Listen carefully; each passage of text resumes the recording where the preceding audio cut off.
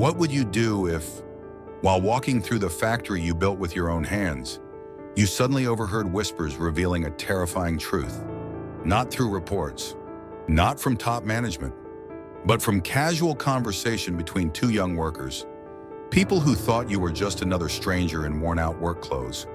This isn't just another story. This is the story of a founder, a man who built a brand that became a national icon who, during a secret visit to his very first factory, heard something that left him frozen in place. It wasn't just words. It was living proof that the values he had once put above everything else were now slowly being eroded. The story begins with suspicion, escalates into anger, and ends with an internal revolution that no one could have predicted. This isn't just a lesson about power.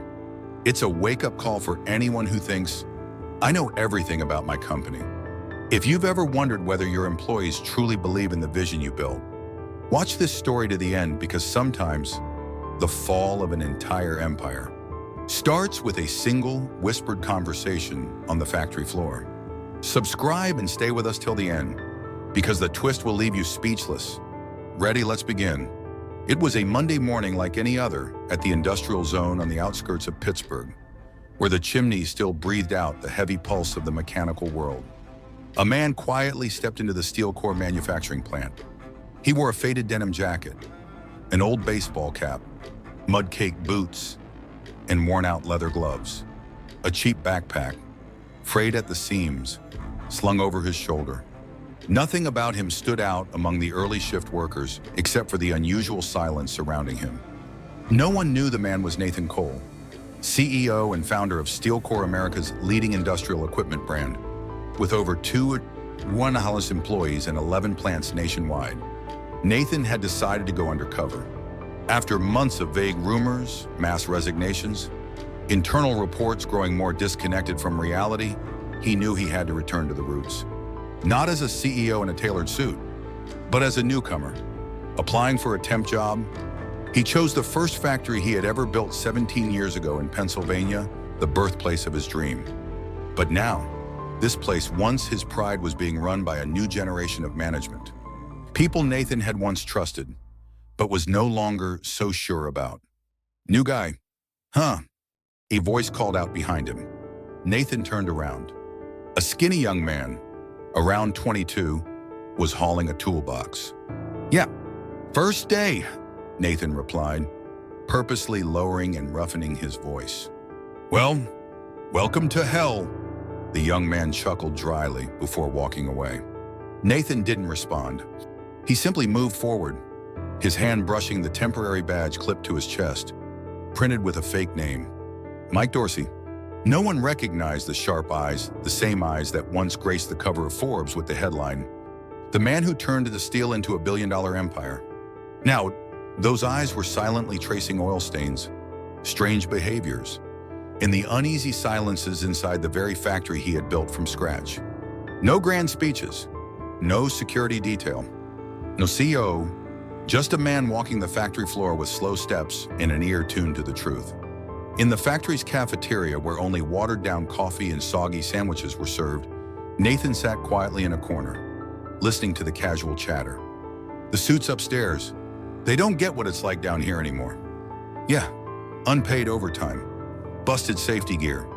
Talk all you want. Nothing changes. Bet half our pay is evaporating into someone's pockets. Nathan tightened his grip on the coffee cup. None of them realized that the suits upstairs was sitting just a few feet away. Not because he was spying, but because he needed the truth, the kind the polished reports would never show him. At another table, a manager named Donnie stormed into the room, tossing his punch card onto the table. "Another damn long day," he grumbled, waving dismissively at a janitor without even glancing at who it was. Nathan watched Donnie carefully, the same Donnie he had personally promoted to management at just 28 years old. Now, he barely recognized him, and somewhere deep in Nathan's chest, an uneasy feeling began to take root, a creeping sense of dread. He wasn't sure he was ready for what he was about to uncover, but he knew, with absolute certainty, he had arrived just in time. Nathan Cole quietly stepped into the packaging area, where the assembly lines moved ceaselessly, like the heartbeat of the entire factory. The hum of machinery, the creak of conveyor belts, and the steady clomp of safety boots echoed through the air. He hugged the wall, his baseball cap pulled low, a surgical mask covering his face like any other worker, a figure no one would have guessed was the head of a billion-dollar corporation. Near a secluded corner by the break area, Nathan spotted two young workers chatting while moving the last crate of the morning shift. "Did you hear?" one of them said, his voice heavy with frustration. "This month's bonuses got cut again. They blame it on technical errors, but really it's just cost cutting." The other shook his head, taking a slow drag from his cigarette. "I don't get it anymore. We bust our backs all day, forced overtime, tighter deadlines, and it's the suits upstairs who reap it all. What do they even know about what goes on down here?" Nathan was only a few steps away. His fist tightened involuntarily. Not from offense, but from the growing realization that something critical had slipped through his fingers. He had built this company on a foundation of respect and empathy for the working class. But those words, raw and bitter, struck him like a slap to the face. "Remember the accident last week? Management showed up for what? 3 minutes? Lisa's still limping, and she hasn't gotten a dime in insurance." Nathan froze. Lisa, a longtime employee who had once been publicly praised for her work, he had heard no report about any accident. Why had management kept it quiet? Just then, a supervisor's walkie-talkie crackled to life. The two workers quickly crushed their conversation and rushed back to their posts. Nathan ducked behind a shelving unit, his heart pounding in his chest. A part of him wanted to storm out and confront the truth immediately. But another part, the one shaped by years of hardship, the one that had climbed from night shift technician to founder, urged him to listen more, to watch carefully, to withhold judgment. He moved quietly toward the lunch area, where dozens of workers ate quickly at battered wooden tables. No one paid any attention to the silent man in the corner, his eyes scanning every weary face, every whispered complaint that no one even tried to hide anymore. A middle-aged woman murmured to a coworker, "I heard little Helen crying in the restroom this morning. She said she can't pay her mom's hospital bills, and they docked her pay for missing 2 shifts." Nathan's mind flashed to something his grandfather had once told him. "Building a factory is good, son, but if you don't listen to the groans behind the walls, you have no right to call yourself a leader." By this point, Nathan wasn't just a CEO on an undercover mission. He was a son, a father, a man who had once clawed his way up from the bottom, and now he had heard injustice ringing out from the very people keeping his empire alive. In that moment, Nathan knew one thing for certain. This secret visit would not end with mere listening. He would act, and the truth he had uncovered would no longer be drowned out by the roar of machines. Nathan Cole slowed his steps as he approached the logistics area, where crates awaited shipment and foot traffic was rare. The roar of machinery gradually faded, giving way to the low murmur of conversations coming from behind the rows of metal shelving. He pressed himself against a large support pillar, not out of curiosity, but because of a deep-rooted instinct honed over 30 years of leadership. To listen when people thought you weren't there. "It's so frustrating," a young woman's voice floated through the air. "I pulled 18 extra hours this week and still haven't gotten my overtime approved." "You're lucky," another voice, deeper and more seasoned, replied. "I'm new, and I'm expected to hit double the quota every day. The other day, I missed a few screws, and I got yelled at in front of the whole group." The second voice, likely from a veteran worker, added bitterly, "That new manager, Roy, all he knows how to do is bark orders. Yesterday, Anna asked to leave early because she was sick, and he told her, 'No one's irreplaceable. If you leave, don't come back.'" "Sorry." Nathan held his breath.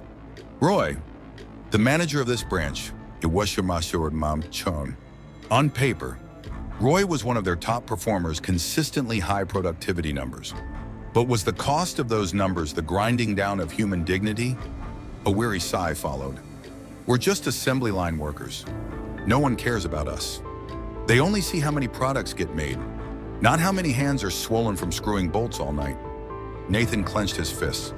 No one cared. He cared. That's exactly why he was here.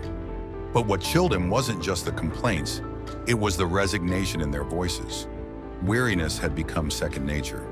Just then, a sharp metallic clang rang out, the sound of heavy tools crashing onto the concrete floor. A young worker had dropped a toolkit by accident. Heads turned immediately. Roy, the manager, stormed out of his office, furious. "Sam, what the hell are you doing?" he bellowed. "That's an expensive set you just dropped.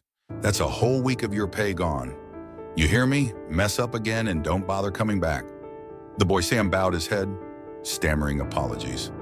He couldn't have been more than 19 or 20 thin, oil-stained hands trembling. Nathan saw him shaking, saw no one stepping in to defend him. And what hurt Nathan the most was that he, too, had frozen just for a moment. Nearby, an older woman whispered to another worker, "Poor kid, first week on the job and already threatened. Bet he doesn't know the real boss is standing right behind that shelf." Nathan stiffened. That woman, she knew. Her gaze flicked briefly toward him, not directly, but knowingly. He stepped back, breathing heavily. Every suspicion he had was now undeniable. The culture at this plant had fractured. Fear outweighed motivation. Silence had drowned out fairness. He turned, but not to walk away. This time, he turned to act. Some truths would never show up in spreadsheets or polished reports. They only lived in the averted gazes, the whispered conversations, and the trembling hands of those too afraid to air. And now, he had heard them all, loud and clear. The next morning, Nathan Cole returned to the factory, still dressed in the old worker's uniform, his boots stained with oil and his cap pulled low over his face. But this time, he wasn't there to quietly observe. He was there to confront the truth head-on. He spent most of the morning on the assembly floor, where nameless hands relentlessly turned bolts and fitted machine parts. He struck up conversations with workers, asking about equipment, procedures, and break times, not as a boss, but as a peer. "You new here?" a technician named Jorge asked, wiping sweat from his brow with a sleeve stained by metal dust. "Yeah, just started yesterday. Seems like everyone's working flat out," Nathan replied, his eyes catching the sight of Jorge's blistered hands. "Flat out is putting it nicely. They gave us a 200 unit quota at the start of the shift, but half the machines are glitching. Always short-staffed, but they still push for max output," Jorge said. Nathan glanced toward the control board, where error lights blinked silently like weary sighs in the darkness. Another worker chimed in. "Company posts record profits every year, but this month our pay got docked for mistakes that weren't even our fault." Roy just points fingers from his cushy office. That name again. Roy, the manager, seemed to have become a symbol of indifference and oppression on the floor. Nathan felt his blood simmering, but kept his tone calm, mentally recording every word. It wasn't until lunch, sitting in the rundown canteen with chipped wooden tables and a malfunctioning vending machine, that Nathan fully absorbed a different reality. Exhaustion had become normal. No one complained anymore. They simply chuckled dryly, wolfed down their food, and trudged back into another 10-hour shift. 2 tables away, the elderly woman, the one who had recognized him the day before, gave him a small nod. Nathan picked up his tray and approached her. "I know you recognized me yesterday," he said quietly but firmly. She smiled, her eyes gleaming with ageless wisdom. "I've worked here since your father's time," she said. "I could tell by how you checked every bolt, how you asked about every little thing, how you listened instead of ordering people around. Only someone who's lived our life would look like that." Nathan bowed his head, not hiding it anymore. "I needed to see it for myself. And now, I've seen enough. Where's a Brino one?" "So," she asked, not pleading, but challenging him as if to test whether this man with power truly had the courage to match. "What will you do?" Nathan lifted his gaze, meeting her eyes squarely. "I'm going to fix what's been left to rot, and it starts tomorrow." At that very moment, up in the management offices, Roy was lounging in a meeting room with his assistant, puffing on a vape. Those guys on the floor are as slow as snails. If we don't hit our KPIs this month, I'll just fire a few that'll light a fire under the rest, he said nonchalantly. Just then, the door swung open. A nervous receptionist poked her head in, stammering. "Yes, sir. Corporate HQ just sent a team for an emergency audit. They're asking to meet with all managers immediately." Roy shot up, his face draining of color. Meanwhile, Nathan stood outside the administrative wing, peeling off his old cap and removing the work jacket to reveal a crisp dress shirt underneath. Pinned neatly to his chest was a small name badge. Nathan Cole, CEO, Steel Core Manufacturing. And the storm. It was just beginning. In the second-floor meeting room, the atmosphere was as heavy as lead. Roy entered with two assistants, his face tense but still trying to maintain a confident demeanor. He had no idea who was waiting inside, only a rushed notice that representatives from the corporate board were conducting a surprise inspection. The door swung open, and Roy nearly froze when he saw the man in a dark blue dress shirt standing with his back to the room, gazing out the window at the factory floor below. When the man turned around, Roy went pale. "Good afternoon," Nathan said calmly. "I'm Nathan Cole, Neyman. Looks like we need to have a very serious conversation." Roy stammered. "I didn't realize. Please forgive me. You came unannounced." Exactly. Nathan cut him off. "I came unannounced. And thanks to that, I've seen more clearly than ever how you've been running this place." Sweat trickled down Roy's temple as his eyes darted around, searching for an escape. His assistants bowed their heads, too afraid to utter a word. Nathan sat down, his gaze cold as steel. "I had lunch in the workers' canteen. I worked on the production floor alongside them. I heard how they speak about you, and I witnessed how you speak about them." Roy swallowed hard. It's all because of performance pressure. Mr. Coley, we have to maintain production quotas. Sometimes we have to be firm, certain. Being firm doesn't mean being ruthless. And productivity isn't achieved through exploitation, Nathan replied sharply. "Do you even know the packaging machine's been malfunctioning for 3 weeks? I heard it groaning the moment I stepped onto the line yesterday." Roy stiffened. Nathan's voice remained calm but cut like a scalpel. "And what about docking wages for equipment failures, forcing unpaid overtime, ignoring safety incident reports from the engineering department?" He locked eyes with Roy, unblinking. "I've gathered enough evidence since yesterday to make your termination report thick enough to crush a desk." Roy jumped up, desperately pleading. "Please give me a chance to fix it. I'll adjust everything. I can reform the system." Nathan stood silent for a few seconds, then said gently, "Oh, you won't be getting that chance. I've seen enough, and my workers have endured enough." He rose, placing an envelope on the table. Inside is the official decision from the corporation. Immediate termination of your employment contract, without severance, for violation of corporate ethics. Roy sat stunned, a lifetime of climbing the management ladder shattered in minutes. He collapsed back into his chair, face ashen. Nathan turned to the assistants. "I don't care who you aligned yourselves with, but starting tomorrow, Steel Core will be run with transparency and fairness. If you can't live with that, the door's right there." Both nodded hastily. After the meeting, Nathan descended directly to the production floor. When he appeared among the workers, murmurs rippled through the space. Some who had been there the longest recognized him immediately, stunned. Nathan stepped onto a makeshift wooden platform, his strides firm. "I'm Nathan Cole. I'm not here as your CEO. I'm here as a worker, just like all of you once were." No one spoke. They didn't need to. The silence was deafening enough to hear every heartbeat. Over time, I let others oversee, manage, and operate in my place. And for that, I apologize, Nathan said, his voice deepening. "I have heard, I have seen, and today, I promise things will change." A few hesitant claps rose from the far side of the room. Then they multiplied, swelling into thunderous applause as if the heart's long silence finally broke free. Nathan clenched his fist tightly. He knew the real change, it was only just beginning. Nathan stepped out of the branch manager's office, his heart heavy. Luis's words, the warehouse worker, still echoed in his mind. If anyone truly cared, they wouldn't have let us rot like this for all these years.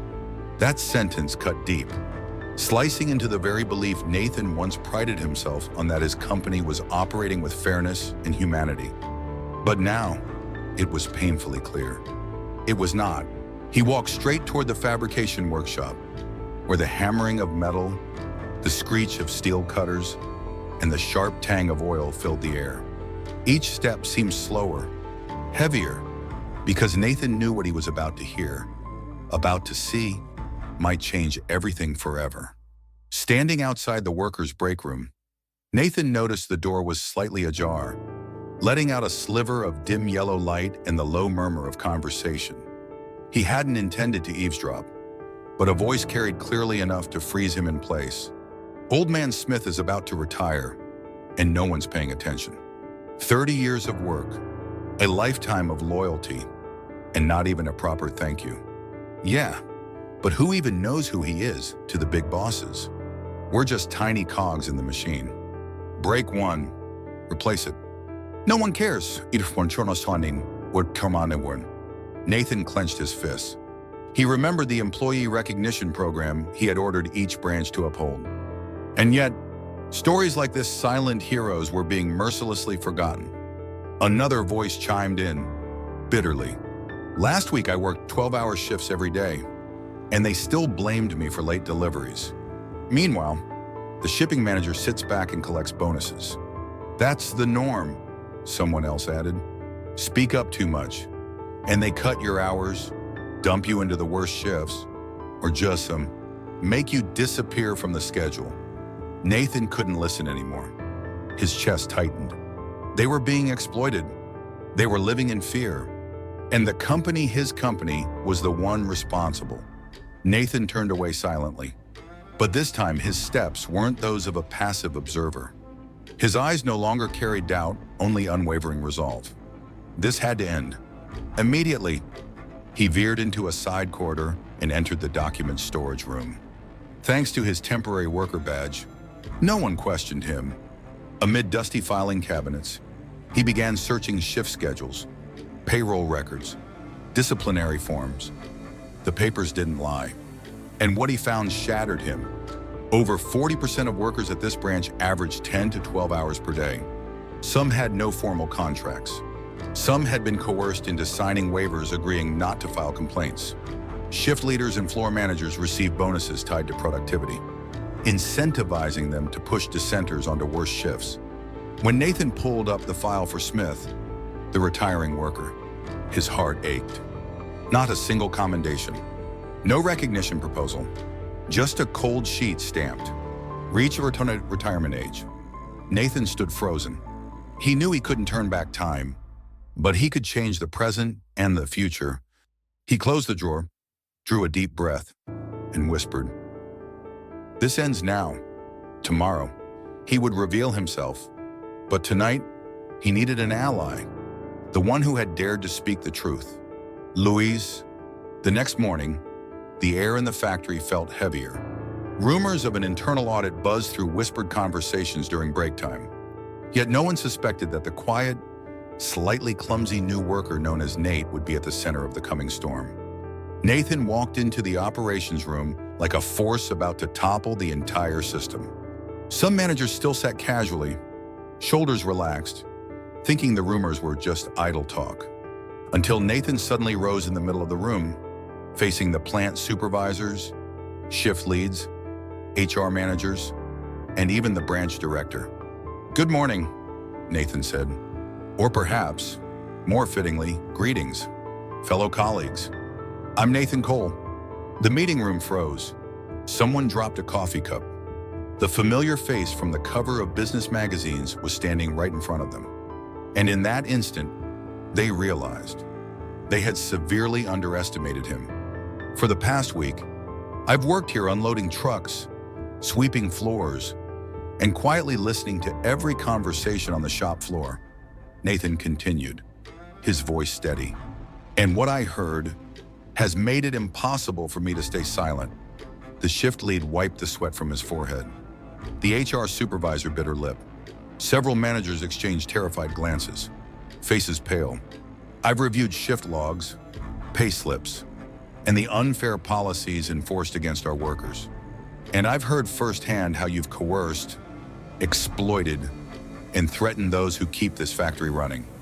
No one dared meet his gaze. One manager stammered, "Sir, surely these are just misunderstandings between specific departments."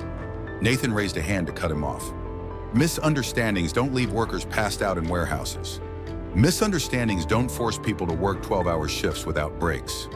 And misunderstandings don't allow a man who's devoted 30 years of his life to walk away without even a word of gratitude. The room was ice cold now. Only the whir of the air conditioner could be heard. Nathan began issuing orders. Starting today, this branch will undergo a full audit. Mr. Smith will receive the retirement recognition he deserves. All labor schedules, HR policies, and bonus structures will be reevaluated. And anyone found abusing their authority will be suspended and replaced. As he walked out of the meeting room, a wave of murmurs rippled across the factory. Word was already spreading among the workers. But no one felt the weight of the change more heavily than Luis, the man who had spoken the truth the night before. When Luis saw Nathan approaching, he froze. "Mr. Cole," Luis stammered, wide-eyed. "It's really you." Nathan nodded, placing a firm hand on Luis's shoulder. "I heard what you said," he said, voice steady. "Thank you for your honesty. Now it's time for real change, Luis. And I want you to be part of it to help lead this fight for dignity." Luis straightened, meeting his employer's gaze with newfound trust. "I won't let you down." News about Nathan Cole's true identity spread like wildfire. Those who had once mocked the new guy now lowered their heads, while ordinary workers like Luis, Maria, and George lit up with a hope they hadn't felt in years. That very week, Nathan established an internal reform committee, personally meeting with groups of workers to hear their grievances. The first meeting was held right in the plant's main hall, a place that had once only been used for cold, bureaucratic announcements, now filled with expectant eyes. Nathan stepped up to the podium, no fancy suit, no polished image. He still wore his dusty work uniform and a hard hat smudged with grime. And when he spoke, no one saw a distant CEO, they saw a teammate, standing with them. "We forgot that a factory isn't built from machines. It's built from the people who sweat here every day. Today, we start again." The applause was thunderous, heartfelt. Rapid changes were announced. Shifts were reorganized to ensure no one worked more than 8 hours without a proper break. Base pay was increased by 15% for all plant workers. A propose and reward program was launched, allowing workers to submit production improvement ideas and earn substantial bonuses. Managers found abusing their authority were immediately suspended and replaced by those with real integrity and leadership. Most importantly, an emergency support fund was created for workers facing personal crises, funded directly from company profits. Luis was invited to join the new advisory committee. He, once just another factory hand, now sat shoulder to shoulder with the executive team during official meetings. Whenever Nathan proposed a change, he would always ask, "Luis, what do you think? How will the workers feel?" One sunny Sunday morning, as the sunlight streamed through the workshop windows, Nathan walked past the break room. Laughter and conversation filled the air, a sound he hadn't heard in a long time within these walls. Maria was sharing her homemade bread. George was proudly telling stories about his newborn grandchild. Gone were the wary glances and exhausted sighs. All that remained were people proud of where they worked. Nathan smiled. This was the real victory. A month later, steel core manufacturing became a nationwide inspirational story. Undercover CEO transforming a factory from within. Articles, TV shows, and business magazines all covered it. But for Nathan, true success wasn't in the headlines. It was the pride shining in Luis's eyes as he led a tour for visiting guests. In Maria's firm handshake during the employee recognition ceremony. In the quiet smiles of workers who once believed they were just anonymous cogs in a vast machine. During a small celebration ceremony, Nathan spoke, "We forgot something important. A company isn't its buildings or its production lines. A company is its people. And only when we listen, understand, and respect them does a company truly grow." The applause that followed wasn't polite, it was powerful, emotional, and real. That day, as he stepped out of the factory gates, Nathan paused beneath the old steel core manufacturing sign. Once, this had been a cold, mechanical place. Now it was a home of trust, a beacon of rebirth. One undercover journey had ended, but a new journey building a true community had only just begun. Nathan Cole's story wasn't just about a secret mission to uncover the truth. It was a powerful reminder. Respect, listening, and action for people are the strongest foundations for building any empire. From a factory that once felt abandoned, he reignited hope, restored pride, and turned steel core into a true home for hundreds of lives. And what about you? Will you stay on the sidelines? Or will you step forward, listen, and change the world around you? If you believe that every act of kindness can change a community, hit like on this video. Don't forget to subscribe and turn on notifications so you won't miss more inspiring stories coming your way. And leave a comment. If it were you, what would you change in your workplace? See you again in the next journeys where kindness always wins.